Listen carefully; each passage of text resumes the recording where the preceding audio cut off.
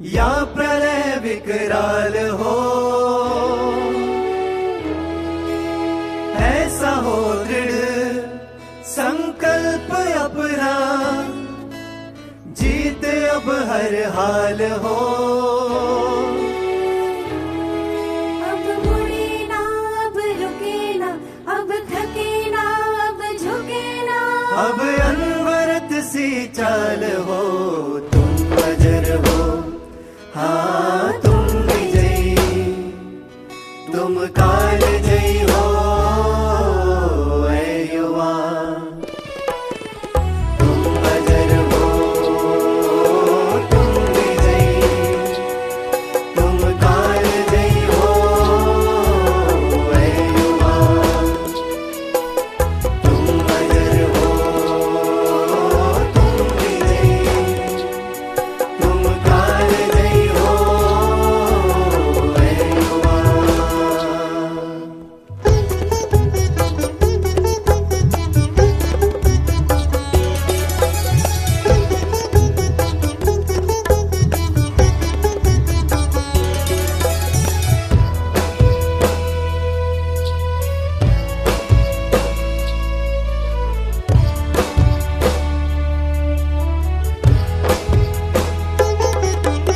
शक्ति अपनी तुम जगाओ, जानो हो फौलाद तुम, हौसलों को दो बुलंदी, सिंह की औलाद तुम। शक्ति अपनी तुम जगाओ, जानो हो फौलाद तुम, हौसलों को दो बुलंदी, सिंह की औलाद तुम। वज्र को कर दे विभाजित, ऐसी तेरी ढाल हो, तुम अजर हो, हाँ तुम विजयी, तुम काल जयी हो ऐ युवा।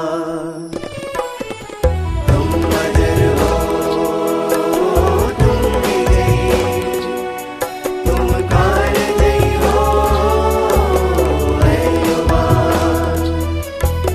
तुम अजर हो, तुम विजयी, तुम काल जयी हो ऐ युवा। ओम शांति। हम सब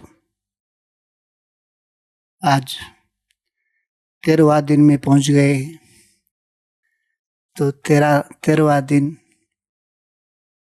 का जो एपिसोड है उसमें दुशासन वध। दुशासन तो हम सब ने महाभारत में सुनते आए हैं, तो सबको पता है। जो सीरियल देखते हैं, जिसका कई प्रकार से फिल्म बने हुए हैं, तो हर एक मन मस्तिष्क में, दिल दिमाग में वो चित्रण छप जाती है, छपा हुआ है। और वो भूलता भी नहीं। एक बार पिक्चर बन जाता है और दिल दिमाग में बैठ जाता है और बार बार स्मृति में लाते हैं, तो उसका व्यक्तित्व क्या था, उसकी ऐसा नाम क्यों पड़ा, और महाभारत में उसका इतना बड़ा रोल कैसे उसने प्ले किए, जिस कारण से उसको अपने कर्मों का फल किस रूप से मिला, और दुशासन कौन था, दुशासन ने इस प्रकार के पार्ट कैसे प्ले किए। और हम सब अभी तक अनेक प्रकार के असुर संहारिणी जो सीरीज के अंतर्गत कई प्रकार के असुरों का वृतांत, कर्म वृतांत हम सब ने सुन चुके हैं। और कई प्रकार के असुर के मौत हो चुके हैं। अब 21 दिन का जो चैप्टर में 13वां दिन 99वां पुत्र था, तो 99, तो इसके कारण से उसकी मृत्यु भी, जैसे कि 99 का चक्कर बोलते हैं, तो दुनिया में उसका भी ज़्यादा महत्व रहता है। तो जो दुशासन था, कुरु वंश का राजकुमार, धृतराष्ट्र का पुत्र था, जिसने द्रौपदी के चिरहरण में बहुत बड़ा भागीदारी बनकर के अपना पाठ अदा किया, किरदारी अदा की उसने, जिसके कारण से पूरा कुरुवंश शर्मिंदगी झेलना पड़ा कुरुवंश को। और नारी इतिहास में सबसे बड़ा पाठ बजाया उसने, पूरे कलंकित बनकर के कुल को कलंकित करने वाला पाठ बजाया, जिसका परिणाम इतना भयावह हुआ, उसका मृत्यु, उसकी मौत, उसकी वध जिस तरीके से हुआ है, आज पूरा इतिहास महाभारत में लिखा गया है। और बुरे कर्मों का जो बुरे परिणाम होते हैं, ये तो हम सब सुनते आए हैं। जैसा बीज बोते हैं उसका फल वैसे ही मिलता है, लेकिन बीज बोते समय तो याद नहीं रहता है, जब उसका परिणाम भोगने की बारी आती है और उस सब तो विस्मृत हो ही जाता है, लेकिन वो दर्दनाक घड़ी, दर्दनाक जो मौतें सबके हृदय को विदीर्ण कर देता है। इसलिए जो पाठ आज हम सब ने सेलेक्ट किए हैं, क्योंकि हम सब ज्ञान में आ जाते हैं तो भक्ति मार्ग की कई सारी चीज़ों को हम टच भी नहीं करते।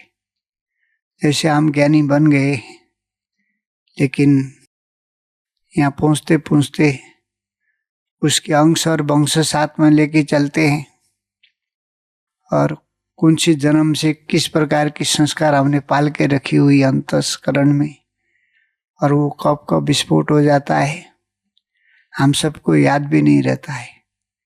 इसलिए बार बार स्मृतियाँ दिलाया जा रहा है कि हम उसी रास्ते से होके गुजरे हैं, तो उस रास्ते को न भूल सकते न छोड़ सकते हैं। उस रास्ते को आँखों में आँख मिला करके सामना करते हुए आगे की सफ़र को और पुराने फाइल को जब तक हम डिलीट नहीं करते हैं, फाइल को ख़त्म नहीं करते हैं, तब तक हम कितना भी आगे बढ़ जाए, कभी न कभी तो वो पुरानी स्मृतियाँ मनस्पटल पर दगुरते रहते। इसीलिए पुरानी फाइल को ख़त्म करने के लिए हमें पुरानी स्मृतियों को भी कभी कभी तरोताज़ा करना चाहिए। क्योंकि दुशासन को अगर देखा जाए, बाहरी जगत में तो कभी कदा ये लड़ाई हुई होगी, कभी न कभी महाभारत हुआ होगा, उसका यादगार शास्त्रों में वर्णित है। लेकिन जो कार्य होते हैं हमारे मन के अंदर में, विचार चलते हैं, संकल्प चलते हैं, जो स्मृतियाँ छपे हुए हैं, वो कहीं न कहीं हमने अनेक जन्म से लेके आए। बाबा तो बोलते हैं 63 जन्म की स्मृतियाँ मनस्पटल पर अभी भी कैद है। जो कैद होता है, तो जो चीज़ कैद करते हैं जिसको, वो निकलने का कोशिश तो बाहर जरूर करता है, क्योंकि सदैव कैद खाने में रहना कोई नहीं चाहता है। इसलिए दुनिया में भी कोई जेल जाते हैं तो उसको बेल द्वारा निकाला जाता है, मुजुल का भर करके उसको निकाले जाते हैं। तो ये सारी चीज़ें हमारी जो चेतना को हमने बंधक बना के रखा हुआ है, तो उस चेतना को जब तक हम आज़ाद नहीं करते, हम भी आज़ाद पंछी बन करके, फरिश्ता बन करके खुले गगन में, नीले गगन में उड़ नहीं सकते हैं। इसीलिए इस सभी स्मृतियों को बीच बीच में दोहराने के लिए बाबा हमें सुदर्शन चक्रधारी बनाते और सुदर्शन चक्र की स्मृति दिलाते, और उसको अर्थ सहित करने के लिए बार बार बाबा हमें इशारा करते हैं। क्योंकि मनुष्य की ऐसी मानसिकता रही है कि कोई चीज़ कुछ दिन तक हम देखते नहीं हैं, सुनते नहीं हैं, और उस चीज़ों का इस्तेमाल नहीं करते हैं तो पुरानी स्मृतियाँ भूल जाता है और नए में रमने की आदत रह जाता है। लेकिन कभी कदा ऐसा भी होता है कि नए में रमते रमते पुरानी स्मृतियाँ कब किस समय इंटरफेयर कर जाता है और हम फिर खामोश हो जाते हैं और हम उस समय दुखी हो जाते हैं और उसका परिणाम हमें पता नहीं होने के कारण से कुछ समय हम उसके दुखों में दुखी होते हैं। फिर वो अपना रास्ता पकड़ लेता है तो फिर हम सुख में झूमने लगते हैं। फिर बीच बीच में वही चीज़ें आने के कारण से हमारे जीवन में जैसे कि मिर्गी दौरा पड़ गया है, अटैक आ गई है और फिर हम पुरुषार्थहीन होकर के कुछ समय लाचार होते हैं। जैसे कि एक पेशेंट फ्लू के पेशेंट की तरह वो सारी चीज़ों को फिर खाते पीते दवाइयाँ फिर रूट पर आ जाते हैं, फिर उसी रास्ते में फिर पीछे लौट जाते। तो ये चढ़ना उतरने का पुरुषार्थ कब तक चलता रहेगा। इसलिए दुशासन ने जो चीर हरण की थी द्रौपदी की, तो शास्त्रों में तो द्रौपदी भी नाम है उनका, तो पांचाली भी उसको कहा जाता है। तो इतने बड़ा जो कारनामा उसने किया है, तो सारी संसार के जो उस समय के जो राजाएं महाराजाएं पंडित वहाँ के धर्म के बड़े बड़े जो धर्मविद शिक्षाविद शास्त्रविद सारे लोग वहाँ पर मौजूद होते हैं। और जहाँ वहाँ के राजगुरु से लेकर के द्रोणाचार्य से लेकर के अनेक प्रकार के ऋषि मुनि भी वहाँ पर होते हैं। लेकिन इतने बड़े जो कांड हो जाता है, सब मूक बधिर की तरह गूंगे बन जाते हैं और कोई बोल नहीं पाते हैं तो गूंगे बन जाते हैं। देखते हुए भी देखना उनके लिए कोई सार नहीं रहता है तो अंधे बन जाते हैं और स्टेज में जाकर के उसको छुड़ाने की कोशिश करने की हिम्मत नहीं रहती है, वो तो लंगड़े बन जाते हैं। इसीलिए पूरा इतिहास एक कलंक से भरा हुआ है। इसीलिए कलयुग की निशानी, कलयुग की जो चरम सीमा की निशानी पूर्ण रूप से महाभारत में वर्णन किया गया है, चित्रण किया गया है। तो आज इस संसार में जो भी चीजें हो रहा है, महाभारत लड़ाई के लिए प्रेरित कर रहा है। इस संसार में जमीन जायदाद प्रॉपर्टी तो कालांतर से ही था और इसकी तो सृष्टि जब से बनी वो तो ही है। लेकिन आज एक एक इंची जमीन के लिए संसार में महाभारत लड़ाई के आसार दिख रहा है। संसार में चारों तरफ दशावत का माहौल है, जहाँ पर मनुष्य आत्माएं भयभीत होकर के पल पल जीने के लिए मजबूर हैं। और यहाँ पर इस संसार में इतने बड़े साइंसदान तथा अनेक धर्म के सभी धर्म के धर्म गुरु, धर्म के जो ठेकेदार संसार के रंगमंच पर मौजूद होते हुए भी कोई किसी को मनाने के लिए तैयार नहीं, कोई किसी को समझाने के लिए तैयार नहीं। और जिसके पास में जितना ज़्यादा अस्त्र वो उतने ज़्यादा अहंकार से फूलता जा रहा है और जिसके पास में जितना शक्तिशाली हथियार है वो अपना अधिकार और अपना सामर्थ्य दिखाने के लिए तुला हुआ है। इसीलिए आज ये कलयुग की हालत दयनीय होता जा रहा है। और कलयुग की जो करोड़ों आत्माएं, जैसे वहाँ भी इसी कारण से जो अक्षिणी सेनाएं तैयार हो गई, महाभारत में करोड़ों आत्माएं ने अपना कुर्बानी दिए, बलिदान हुए, तो एक छोटी सी कारण से। और कलयुग माना जो विकारों की जो चरम सीमा है, जहाँ पर काम क्रोध लोभ मोह अहंकार ये सर्वोच्च स्थान लिए हुए और उनका यहाँ पर मोनोपोली है, उसका साम्राज्य है। वो जो कहता है जैसा कहता है वो लोग मानते हैं, क्योंकि अनेक जन्म की जो संस्कार अंदर में डिपोजिटेड संस्कार अंदर जा चुके हैं।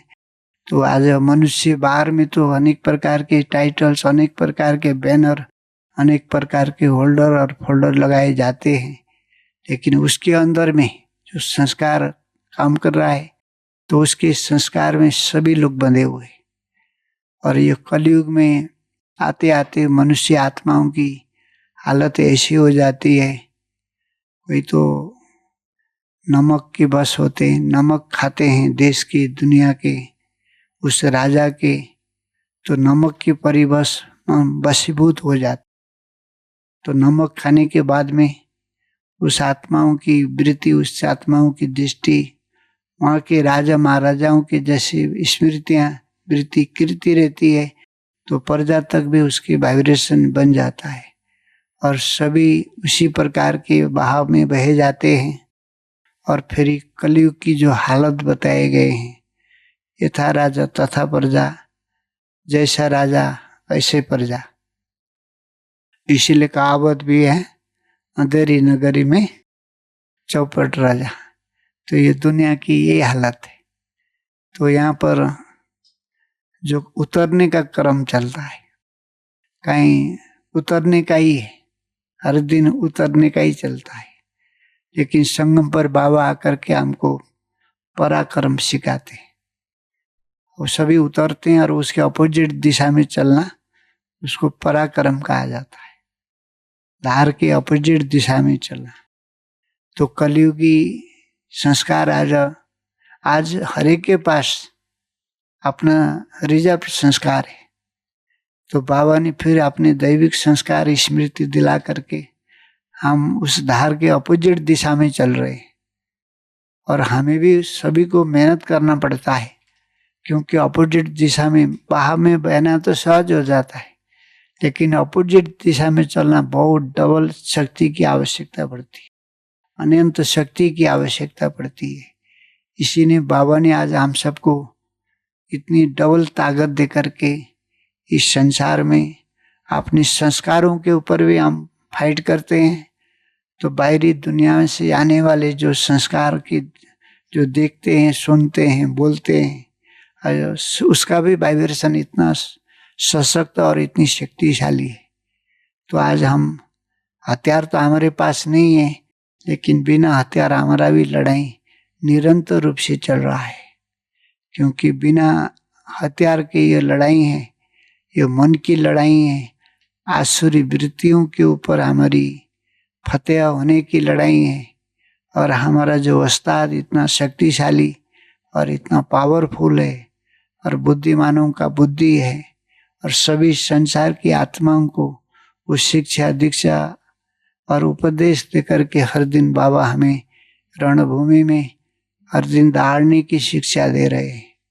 क्योंकि जो बुराई हमारे अंदर छिप गई है, उसको जानना, पहचानना और उसको कैसे निकालना, हर दिन बाबा ऐसे ऐसे गुप्त राज और रहस्य खोलते हैं।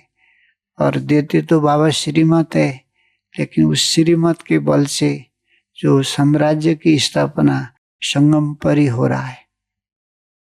इसलिए हम बाबा के बच्चे के द्वारा ही इस सृष्टि की, नई सृष्टि की स्थापना हो रही है। आज भी बाबा ने क्वेश्चन में बोला है कि तुम्हें सतयुग में जाने का कोई लोभ नहीं है, लेकिन संसार की आत्माओं का उत्थान और उनकी परम धाम में जाकर के विश्राम होने का, ये दुख दर्द झंझट पीड़ाओं से मुक्त होने के लिए तुम बच्चे पुरुषार्थ कर रहे हो, और सभी आत्माओं का कल्याण होगा और तुम स्वर्णिम दुनिया में आओगे। इसीलिए बाबा तुम बच्चों का बोलते, तुम्हारा अंदर में ऐसा कोई लोभ नहीं है, लेकिन तुमने इतने वर्षों से जो तपस्या साधना पुरुषार्थ की है, उसके एवज में तुम्हें सतयुग मिलेगा और तुम्हारे बहाने सबका कल्याण होगा और सभी आत्माएं परम धाम में विश्रामित होंगे। इसीलिए तुम पुरुषार्थ कर रहे हो। तो इसीलिए यहाँ पर जो भी आएंगे, संसार की सभी आत्माएं संग दोष के कारण से द्वापर से यहाँ तक हम सब ने जो पाठ बजाए और हमारी जो वृत्ति दुशासन की वृत्ति हो गई है। हर दिन आज हम देखते हैं, सारों ओर समाचार सुनते हैं, पढ़ते हैं। हर दिन अनेक प्रकार के रेप होते हैं, अनेक प्रकार के पाप बढ़ते नजर आते हैं। और सरकार भी अनेक प्रकार की कोशिश करते रहते हैं। कभी तो फांसी की सजाएं होती है, कभी फास्ट ट्रैक अदालत बना करके जितना जल्दी न्याय दिलाया जा सके उसकी प्रबंध करते हैं। हर दिन वकील और जजों की बढ़ोतरी करते हैं। न्यायालय और अनेक प्रकार की कोर्ट कचहरी का इंतजाम करते हैं।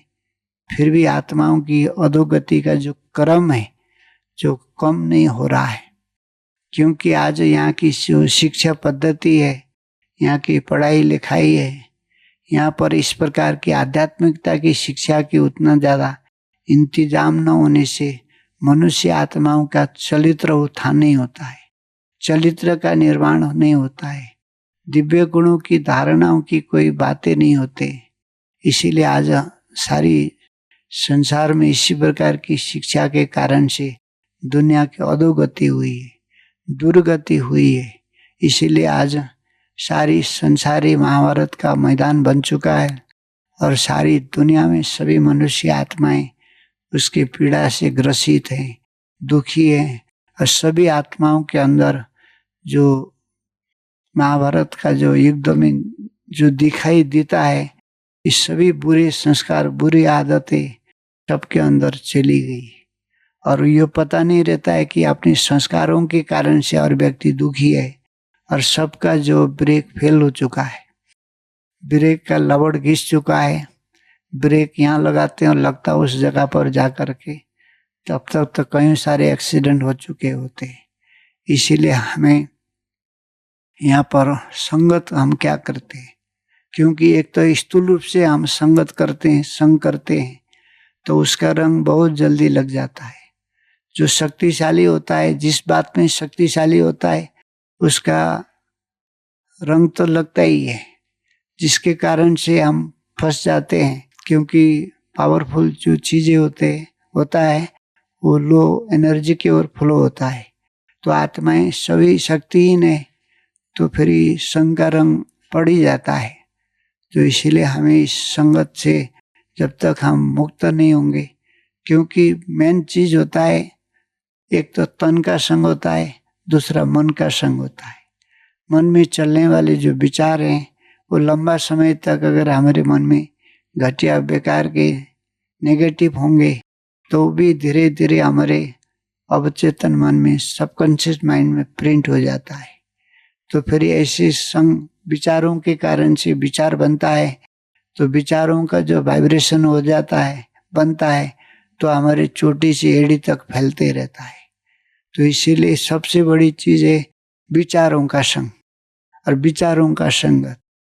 हम कौन से विचारों को जन्म देते हैं, कौन से विचारों का पालन पोषण करते हैं, कौन से विचारों के कारण से हम सुखी होते हैं, कौन से विचार मन में आने से हम दुखी होते हैं। तो ये सभी बातें हम सब अगर स्टडी करना चाहे तो हम कर सकते हैं और उससे हमें निजात पाने की हम लक्ष्य रखते हैं तो हम उससे छुटकारा पा भी सकते हैं। लेकिन ये थोड़ा सूक्ष्म में किए जाने वाला प्रोसेस है। इसलिए दुशासन का मतलब दूसरा भी होता है। तो दूषित विचार, दूषित चीजों ने बिरकुटी रूपी सिंहासन पर आसन जमा लिया, तो इसके कारण से उसको दुशासन भी कहते हैं। तो दुशासन ने चीर हरण करना माना, जैसे कि देह बांध रूपी मिट्टी को भूल करके देह रूपी मिट्टी से मुक्त होना, देह का चीर हरण करके आत्मा अभिमानी स्टेज में स्थित होना, ये तो बातें सही था, लेकिन उसको गलत इस्तेमाल करने के कारण से और यहाँ के आज के जो मीडियाएं जो पाठ अदा करती, किरदारी अदा करता है, तो सारी दुनिया में कोई भी बातों को बड़ा चढ़ा करके फैला करके अपना वैल्यू को बढ़ाने के लिए, अपना व्यूअर को बढ़ाने के लिए अनप शनप न्यूज दे करके संसार में यही चीजें सुबह से रात तक परोसा जा रहा है।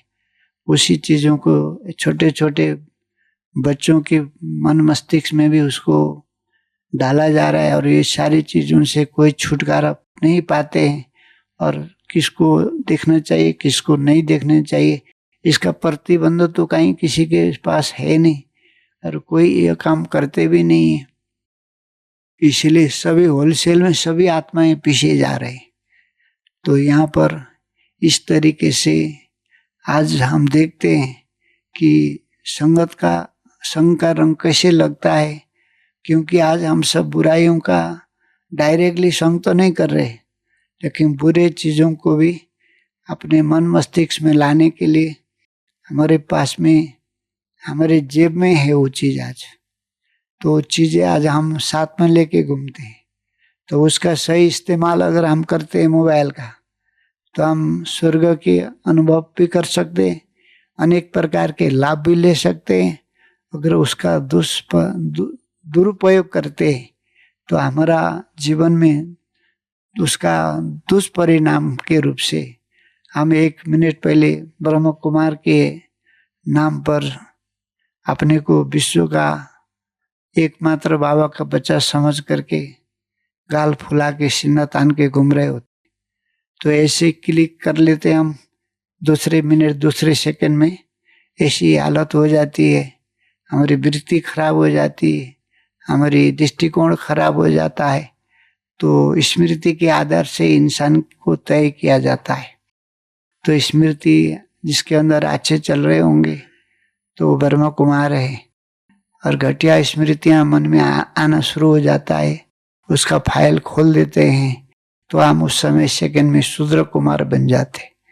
तो 1 सेकंड में ब्रह्म कुमार और 1 सेकंड में शूद्र कुमार होने की परीक्षाएं और पेपर लेने वाली चीज भी हमारे आज इर्द गिर्द घूम रहा है सभी तरफ।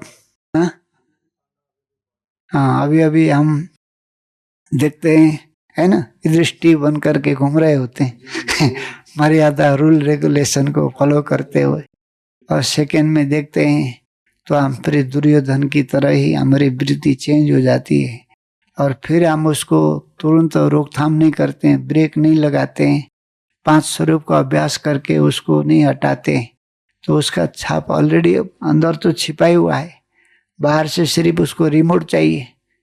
तो वो चीज़ें मिलते ही वो अंतस्करण में फिर से वो जो छोड़ी हुई चीज़ें, जो त्यागी हुई चीज़ें, जो भूली हुई चीज़ें फिर से तरोताज़ा हो जाता है, और फिर उसको ट्रिगर मिल जाता है, उसको जैसे कि पोषण मिल जाता है। तो जिसको हटाने के लिए हम अमृत बेले से लेकर 3 बजे से, कोई 2:30 बजे से, कोई 2 बजे से लगे हुए हैं, लेकिन वो इतना मेहनत करने के बाद में भी उस चीज़ों के साथ हमारा लगाव है, झुकाव है, और हम उसको छोड़ नहीं पा रहे हैं, उससे हम दूर होना चाह ही नहीं रहे हैं। तो न चाहते हुए वो चीज़ें कहीं ना कहीं वो क्लिक हो ही जाता है, तो भी कितना मुश्किल हो जाता है। तो इसलिए हमें ये चीज़ दिखाया गया है कि महाभारत प्रतिशोध की ज्वाला से धधकती हुई आग है, जहाँ पर प्रतिशोध के सिवाय कुछ नहीं, बदला की भावनाओं के सिवाय, बदलने की बाबा बोलते हैं, बदला नहीं लो, बदल करके दिखाओ, सिर्फ बाबा ही बातें बोलते। लेकिन उस समय तो सभी के मन मस्तिष्क में, चाहे दृष्टि हो, दृष्टि भी इतने बड़े व्यक्ति होने के बाद में भी उन्होंने जुआ खेल के अपना राजपाट तथा अपनी पत्नियों को भी दाव पर लगा दिए। तो दाव पर लगाने के बाद में व्यक्ति हार जाता है, तो परतंत्री बन जाता है, दूसरों का गुलाम बन जाता है, असहाय हो जाता है, और वो जैसे चाहे दूसरा दुश्मन उसको उसी रूप से इस्तेमाल कर सकता है।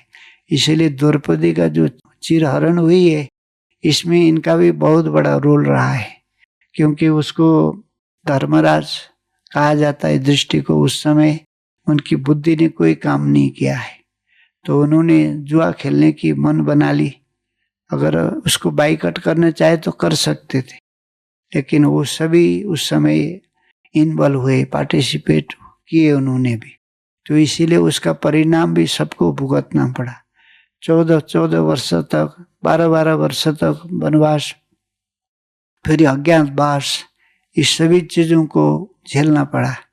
तो ये जो 14 वर्ष जो महाभारत में भी दिखाते हैं, तो रामायण में भी दिखाते हैं।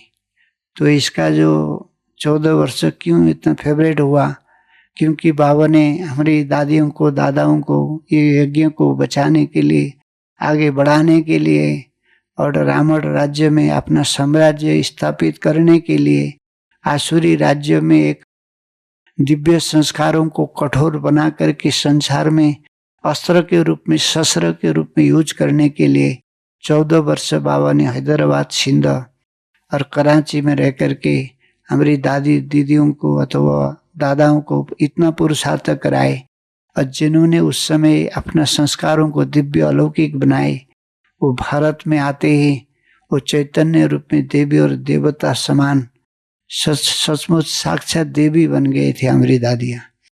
तो ये संस्कारों को चेंज करने के लिए कठोर तपस्या की जरूरत पड़ती है। अनेक प्रकार की साधना करते हुए उस संस्कारों के ऊपर हम विजयी पा सकते हैं। तो जब तक हम देही नहीं बनते हैं, देह भान का चिरहरण नहीं करते हैं, तब तक हम अपने दिव्य स्वरूप में प्रकट नहीं हो पाते। तो आज तो हम सबके बीच में 2 प्रकार की चुनौतियां हैं। हमारे पास में 14 वर्ष तक या 14 दिन का भी टाइम नहीं है। तो दादियों को बाबा ने वहाँ पर इतने आगे के, बाबा तो दिग्दर्शी थे, भविष्य ज्ञाता थे और दूरांतरदेशी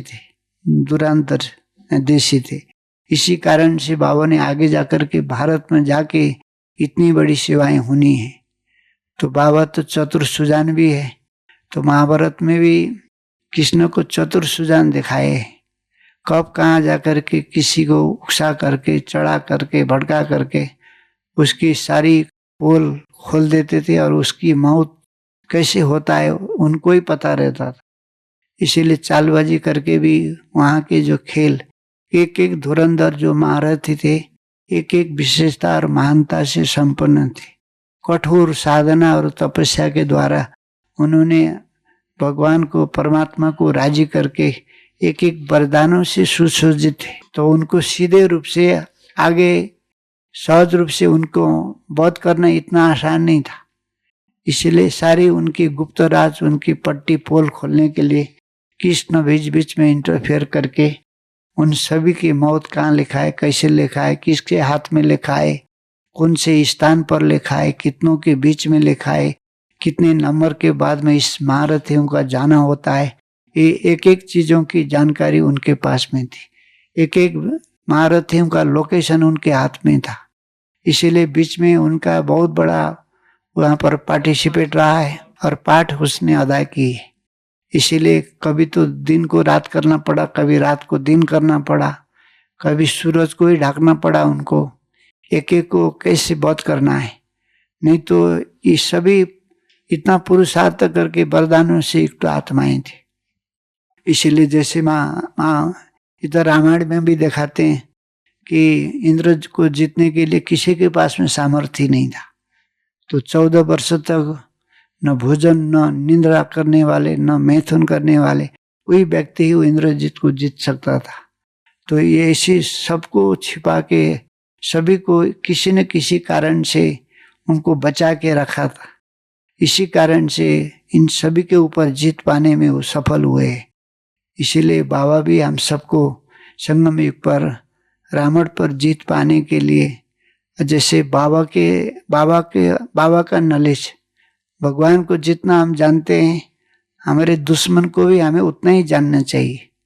जिसको जितना होता है उसकी संपूर्ण जानकारी हमारे पास में अगर नहीं होगा तो हम दुश्मन को जीत नहीं सकेंगे।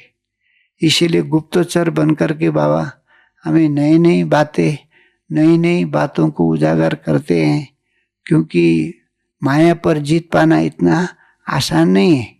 इसीलिए बाबा ने हम सबको सहज राज्य करके, नाम दे करके धीरे धीरे धीरे, है ना, आगे बढ़ाते बढ़ाते संगम पर इतना लंबा समय बाबा ने चलाए। तो हर दिन नया उमंग, उत्साह, जोश और अंदर से उल्लास के साथ ये यात्रा चल रहा है। तो हर एक जो हमारे असुर हैं उनकी पर्दाफाश होने का कार्य 13वां दिन तक चलता जा रहा है।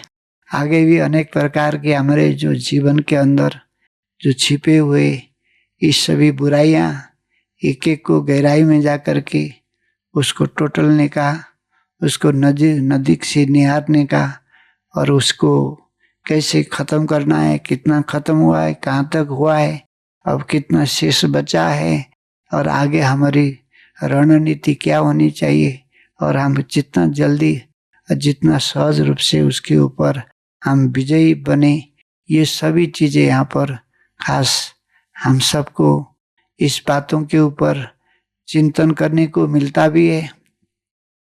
क्योंकि महाभारत में ये भी दिखाया है कि जिन्होंने पांडवों को ट्रेनिंग दी थी, जो पांडव के गुरु थे, शिक्षक थे, और पांडव के जो शिक्षक थे वो कौरव के बन गए थे, बाद में कौरव के पक्ष में थे।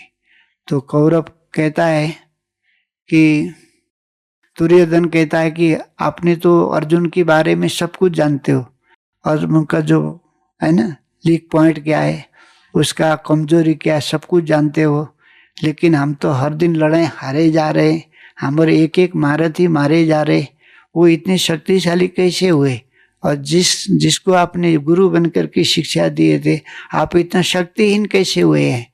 तो उसको वो पूछता है, तो वो कहते हैं कि हम सब इस संसार में भोग विलास ऐसा आराम में रहे, उस जंगल में कठोर साधना, तपस्या और कठिनाइयों के जीवन जीते जीते वो इतने सशक्त और इतने शक्तिशाली हो गए, और उनके पुरुषार्थ में रंग आ गई, और वो इतना बलवान बन गए।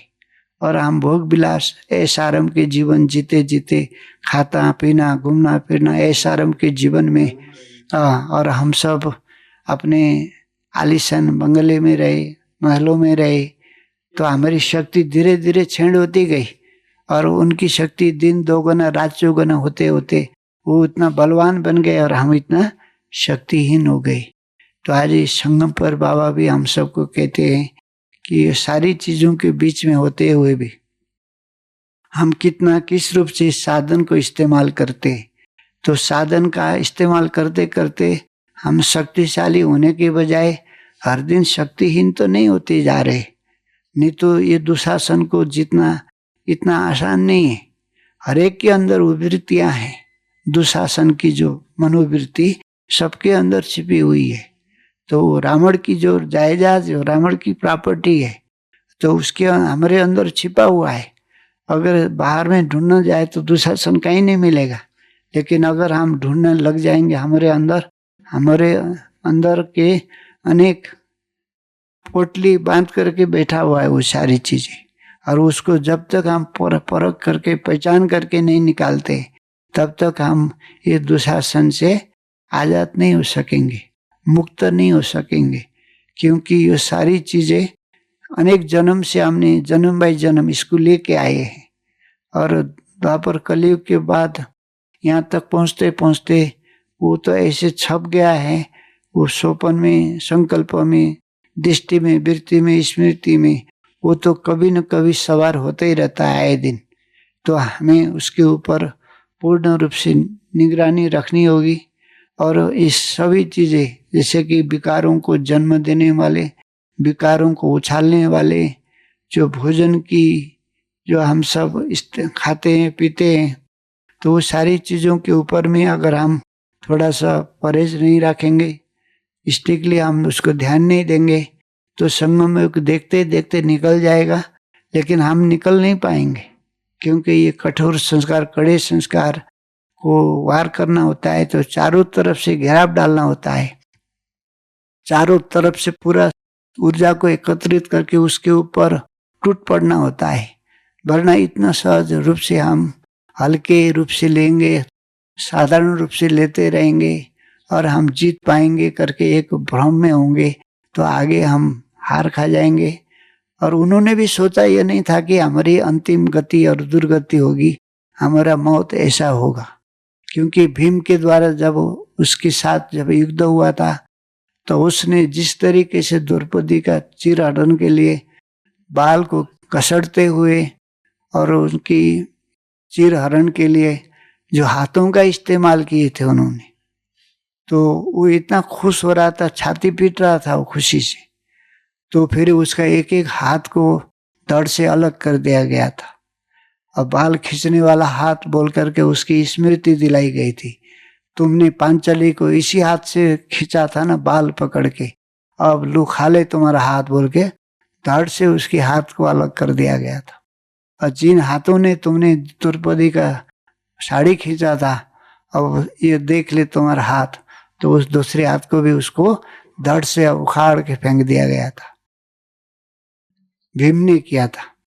तो उसकी फिर छाती पीट पीट करके वो खुश हो रहा था, तो उस छाती को फाड़ करके उसको लोहों को, जब तक उसने उसी समय प्रतिज्ञा की थी द्रौपदी ने, जब तक उसकी लोहों से अपना बाल को नहीं भिगाऊंगा तब तक मैं बाल कभी भी चोटी नहीं बांधूंगी।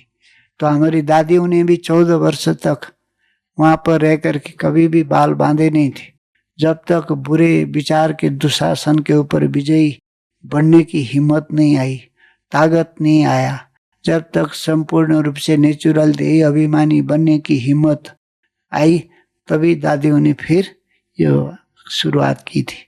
तो उन्होंने और भीम ने भी उस सभा में प्रतिज्ञा किया था, और उसी दिन दुशासन का मौत का है ना मृत्यु तय हो गया था कि इतने बड़े कुल कलंकित करने वाले व्यक्ति को जब तक मैं नहीं मारूंगा तब तक मैं अपने कुल में अपने चेहरा नहीं दिखाऊंगा करके उसने प्रतिज्ञा की थी। तो उस प्रतिज्ञा को पूरा करने के लिए उन्होंने पूरे जीवन भर आजीवन उन्होंने कोशिश की। जब तक उसकी यह बारी नहीं आई तब तक वो लगे रहे। तो देखिए, बुराइयों को खत्म करने के लिए और बुरे विचारों को खत्म करने के लिए, इंसल्ट पैदा करने वाले, हृदय को चुभने वाला, अहंकार को ठेस पहुंचाने वाला कार्य कहीं होता है तो किसी को भी अच्छा नहीं लगता है। तो उन्होंने इस तरीके से दृढ़ संकल्प करके उसको मारने के लिए 14 वर्ष तक धैर्य धारण करके, 12 वर्ष तक धैर्य धारण करके, अज्ञातवास को सहन करके फिर उन्होंने की बारी आ गई। तत्काल विधानों के अनुसार कोई चीज को जब दिखता है तो भी जब तक उसका घड़ा नहीं भरता है तब तक उसको मारने का कोई रूल नहीं होता है। तो चाहे तो उसी समय उसी सभा में ये सब खेल है ना छीना बिना हो सकता था, लेकिन इतने वर्ष तक धैर्य धारण करनी पड़ी और इतने वर्ष तक अनेक असुरों को, राक्षसों को मारने का काम भी हुआ था। तो करते करते लास्ट में जाकर के तब उन्होंने जो कसम खाई थी, दृढ़ता का जो व्रत लिया रखा था, तो उसने इस व्रत को उन्होंने पूरा करके दिखाए। तो हमें भी इस पुरुषार्थ के मार्ग में यहाँ पर जो हमारी लड़ाई चल रही है, तो हमें भी कमर कसना होगा जब तक इसके ऊपर विजयी बन करके हम अपने जीवन में अखंड रूप से सुख, शांति, समृद्धि का अनुभव नहीं करेंगे, नेचुरल देह अभिमानी नहीं बनेंगे, नेचुरल हम फरिश्ता नहीं बनेंगे, तब तक हमें भी दृढ़ प्रतिज्ञा करनी चाहिए। जब तक हम दृढ़ प्रतिज्ञा नहीं करेंगे तब तक तो महाभारत रामायण का सीरियल देखते रहेंगे, हमारा कोई उत्थान होने वाला नहीं है, हमारा कल्याण नहीं होने वाला है। क्योंकि इसके लिए काम करना पड़ेगा, क्योंकि ये सारी चीजें हमारा ही यादगार है और हम सब इन सभी चीजों के साथ हर जन्म में लिप्त होकर के यहाँ तक पहुंच गए। तो अभी हमें संगठन के बल से, सभी का सहयोग से, वाइब्रेशन से, बड़ों ने किए साधना के आधार से, वातावरण वायुमंडल का सपोर्ट से हमें लगता होगा कि हमारे अंदर अभी सभी दुश्मन खत्म हो चुके हैं, लेकिन हम उसकी चेकिंग नहीं करते हैं, पड़ताल नहीं करते हैं, उसके अंदर जाकर के नहीं देखते हैं।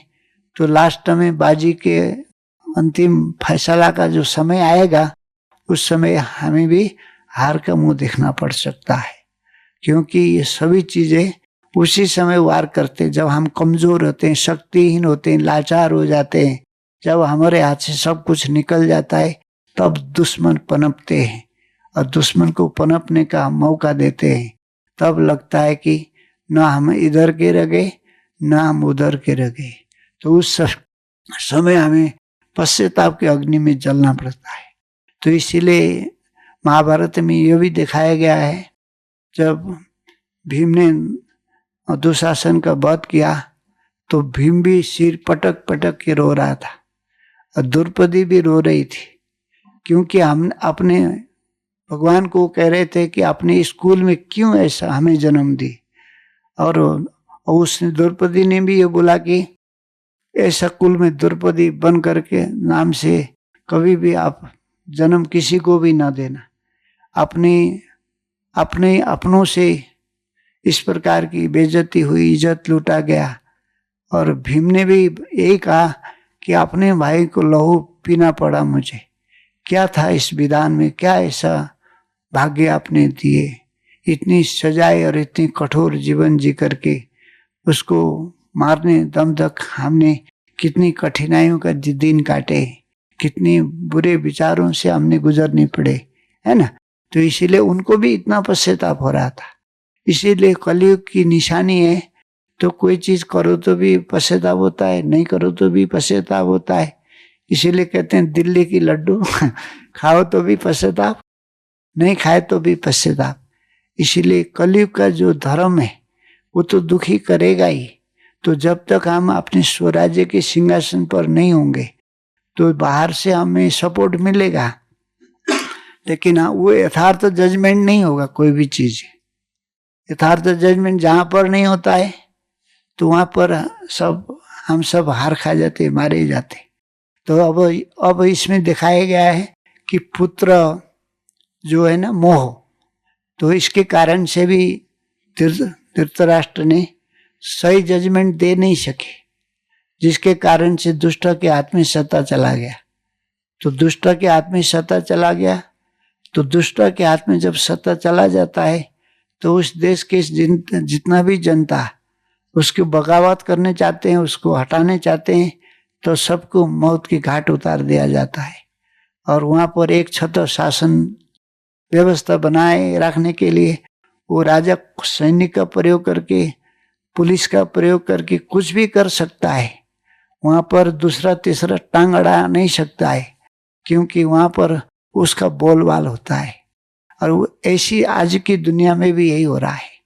तो आज हम सब अस्त्र शस्त्रों की जो होड़ दिख रहे, और छोटी जमीन के लिए आज कैसे लोग दुखी हो रहे हैं। और हर दिन दोनों तरफ से जो लड़ाई के नए नए प्लान बनते हैं, नए नए हथियारों का इस्तेमाल होते हैं। पश्चाताप तो जरूर उनके मन में भी हो रहा होगा, लेकिन फिर भी अहंकार को चोट न पहुंचने देने के लिए वो किसी भी हद तक जा सकते हैं और किसी भी बाउंड्री को पार कर सकते हैं। तो इसके कारण से आज हम सब उसके सभी के बीच में हैं। तो इसीलिए बाबा बोलते हैं जो विनाश से पहले, कयामत से पहले अपने संस्कारों को कयामत करो। तो अपने संस्कारों का नाम ये सब 21 दिन तक दिए गए हैं, अपने संस्कारों का ही नाम है ये सब। तो कभी चालबाजी करता है तो शकुनी मामा का नाम दिया गया है, कभी चिरहरण की वृत्तियां मन में आता है तो दुशासन का नाम दिया गया है। तो अनेक प्रकार के रणनीति करके सत्ता हत्या लेता है तो उसका दुर्योधन का नाम दिए गए। तो इस तरीके से सभी आत्माएं जो पाठ बजा रही है, तो इन सभी का यही कारण है कि पुत्र मोह कैसा होता है। तो जब उनका बारी आ गई, जब तक कर्म सब कुछ ठीक चल रहा था तो किसी को ये भनक भी नहीं पड़ रहा था हमारी मृत्यु इस तरीके से हो जाएगा। तो इसीलिए उस समय उनको भी इतना रोना पड़ा था धृतराष्ट्र को कि अब तो मेरे 100 का 100 पुत्र, 99वां पुत्र, 99 पुत्र तो दुशासन था। तो इन सबको तड़पा तड़पा के मारते हुए दिखाया गया है उसमें एक एक को। तो आगे जाकर के जो महाविनाश की तांडव नृत्य होगा तो हमारे बीच में भी लाखों करोड़ों आत्माएं होंगी, लेकिन हम उस समय किसी भी बुराइयों के संस्कारों के अंश और वंश हमारे पास में होगा तो हम भी उस समय जी नहीं पाएंगे और वो दृश्य नहीं देख सकेंगे। और जब तक हमारे अंदर क्षमा, दया, करुणा की भावना, उपकार की भावना जागृत नहीं होगी, तब तक उन आत्माओं का भी हम कल्याण नहीं कर सकेंगे, तो हमारा भी कल्याण नहीं होगा। तो इस तरीके से उस समय के दृश्य को अगर हम सम्मुख रखते हैं तो ये खेल आगे जाकर के होगा। इसीलिए बाबा कहते हैं कि अपने सिंहासन पर स्थित होकर के अपने स्वमान में रह करके अपने संस्कारों को जागृत करो, दैविक संस्कारों को जागृत करो और बुरे संस्कारों को अवॉइड करो और उसके पूर्ण रूप से निरीक्षण परीक्षण करके उसके ऊपर विजयी बन करके अपने को दिखाने का जो हिम्मत रखो। तो बाबा हम सबको इतने सारी बातों से, इतने सारी शिक्षाओं से आए दिन ही सुशोभित कर रहे। तो हम अपनी शिक्षाओं को भी अगर नजरअंदाज करेंगे तो ऐसा लगेगा।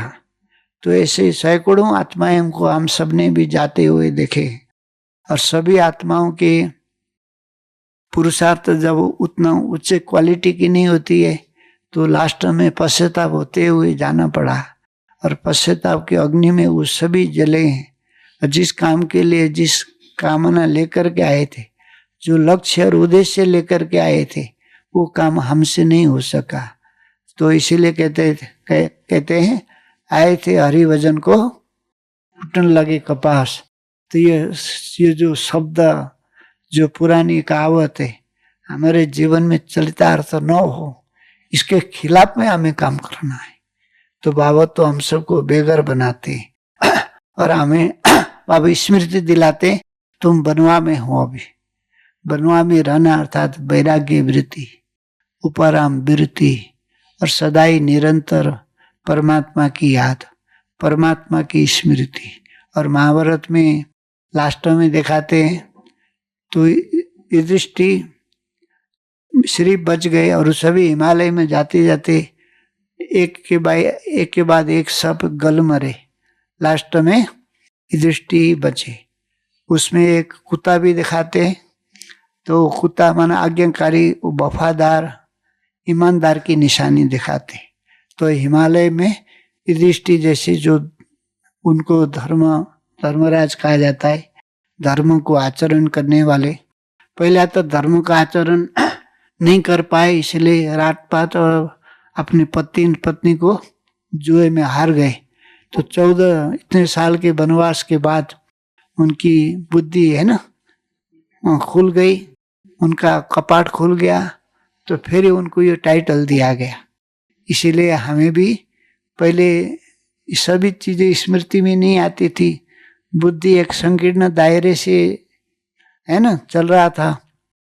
तो अब हमें हर दिन उन्नति प्रगति और बुद्धि को विशाल व्यापक अनंत बना करके हम जितना ज्यादा अपनी स्थिति को, अपनी अवस्था को जमाएंगे तो हम अपने पीठ थपथपाते हुए कह सकेंगे कि हमने दुशासन रूपी तो प्रवृत्ति है, पर से आया हुआ वृत्ति है, हमने सो वृत्ति में रह करके उसके ऊपर हमने विजयी बने, हमने उसके ऊपर चढ़ाई किए और हमने उसको पॉजिटिव में कन्वर्ट कर दिए और हमारा जीवन एक सुख शांति और नेचुरल अखंड स्मृति, नेचुरल अखंड पवित्रता और संकल्प तथा सोपन में भी हम विजयी बनने का दावा करेंगे और हर पल सचेत सजग रहेंगे। तो फिर हम दुशासन वध का जो हमने कहानी सुने, जो उसका जो पर्यायवाची क्या है, तो क्योंकि सभी चीज हमारे ऊपर ही इंगेज करता है, इशारा करता है और हमारे अंदर छिपे हुए चीजों के ऊपर वो हमें इशारा कर रहा है। तो हमें उसके ऊपर अब फिर से कमर कसना है और हमें अपने ऊपर इस सभी कलंक से अपने आप को मुक्त करना, छुड़ाना और कलंकीदार बन करके विजयी बनना हमारा लक्ष्य उद्देश्य है। इसको हमें चलितार्थ करे। ये दुशासन बहुत बद से हमें यही शिक्षा और यही प्रेरणा मिलती है। अच्छा, ओम शांति।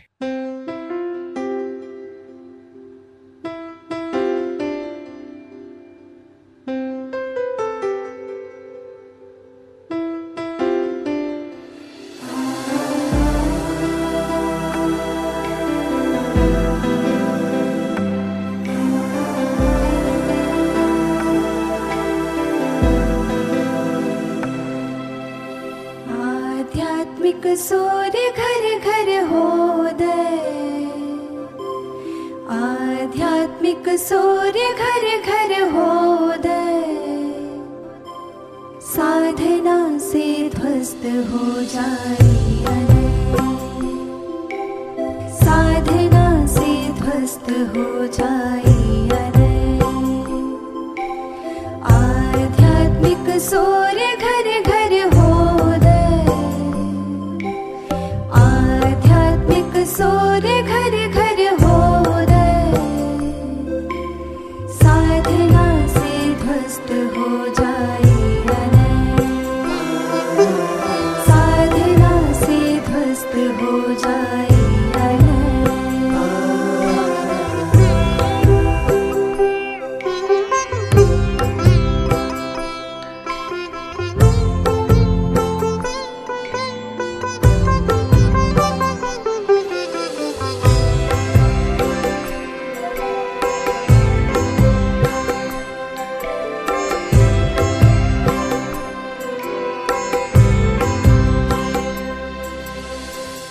असंस्कृत व्यक्ति है बिन साधना के, वशीभूत है वासना दुर्भावना के। असंस्कृत व्यक्ति है बिन साधना के, वशीभूत है वासना दुर्भावना के। साधना के तप से इनका कर दीक्षे,